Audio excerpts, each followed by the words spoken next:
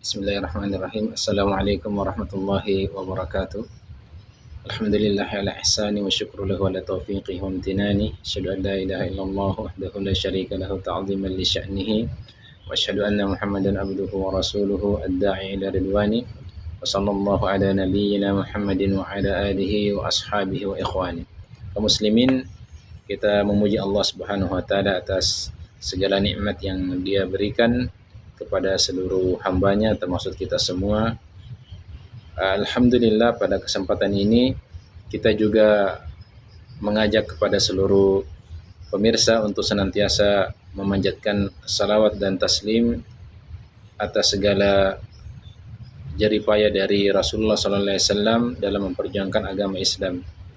Kaum muslimin yang dirahmati Allah Subhanahu wa taala, pada kesempatan ini kami akan melanjutkan pembahasan kitab hadis Arba'in An-Nawawi karangan Imam An-Nawawi rahimahullah. Alhamdulillah, sekarang kita sudah sampai di hadis yang ke-14. Kita akan bacakan hadisnya. Hadis ke-14. An Ibni Mas'ud radhiyallahu an qala Rasulullah sallallahu alaihi wasallam la yahillu damu imri'in muslimin yashhadu an la ilaha illallah wa anna rasulullah illa bi ihda thalathin al-thayyibu zani wan nafsu bin nafsi wat tariku lidinihi al-mufariqu lil jamaah. Rawahul Bukhari wa Muslim. Terjemahan hadis dari Ibnu Mas'ud radhiyallahu an, dia berkata Rasulullah sallallahu alaihi wasallam bersabda, tidak halal darah seorang muslim yang bersaksi bahwasanya tidak ada ilah selain Allah dan bahwasanya saya bersaksi bahwasanya Rasulullah sallallahu alaihi wasallam adalah utusan Allah, kecuali dengan 3 sebab, yaitu orang yang tidak pernah menikah, yang berzina, kemudian membunuh orang lain dengan sengaja, dan meninggalkan agamanya berpisah dari jamaahnya. Riwayat Bukhari dan Muslim. Kaum muslimin yang dirahmati Allah Subhanahu wa taala, dalam hadis ini terkandung banyak sekali hikmah atau pelajaran yang diberikan dari Rasulullah sallallahu alaihi wasallam untuk seluruh umatnya. Di antaranya yang pertama adalah tidak boleh menumpahkan darah kaum muslimin kecuali dengan 3 sebab, yaitu zina, yaitu orang yang sudah menikah kemudian dia mencari laki-laki lain atau perempuan yang lain untuk dia memuaskan hawa nafsunya. Itu yang pertama, yakni zina. Kemudian yang kedua, membunuh manusia dengan sengaja. Kemudian yang ketiga adalah meninggalkan agamanya atau murtad, berpisah dari jamaah kaum muslimin.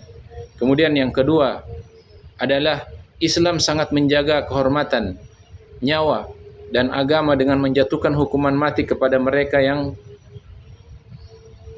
melakukan hal-hal yang kemudian sejenis zina, pembunuhan, dan murtad. Yang ketiga adalah sesungguhnya agama yang disepakati adalah agama yang dipegang oleh jamaah kaum muslimin, maka wajib dijaga dan tidak boleh keluar darinya.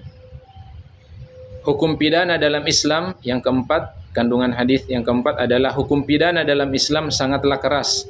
Hal ini bertujuan untuk mencegah atau preventif dan melindungi. Makanya di agama Islam, orang yang membunuh itu hukumannya dia dibunuh pula. Ini salah satu jalan untuk mencegah orang kemudian tidak melakukan hal-hal yang serupa lagi. Berbeda dengan hukum-hukum yang berada di luar hukum Islam, yang kemudian itu bisa memberikan seseorang penangguhan-penangguhan yang dari penangguhan tersebut orang kemudian merasa lemah hukumannya dan bisa melakukan hal-hal yang kemudian dilarang oleh syariat Allah Subhanahu wa taala. Artinya dia bisa melakukan hal yang sama, kejahatan yang sama. Yang kelima, kandungan hadis yang kelima adalah pendidikan bagi masyarakat untuk takut kepada Allah taala dan selalu merasa terawasi olehnya dalam keadaan tersembunyi atau terbuka sebelum dilaksanakannya hukuman.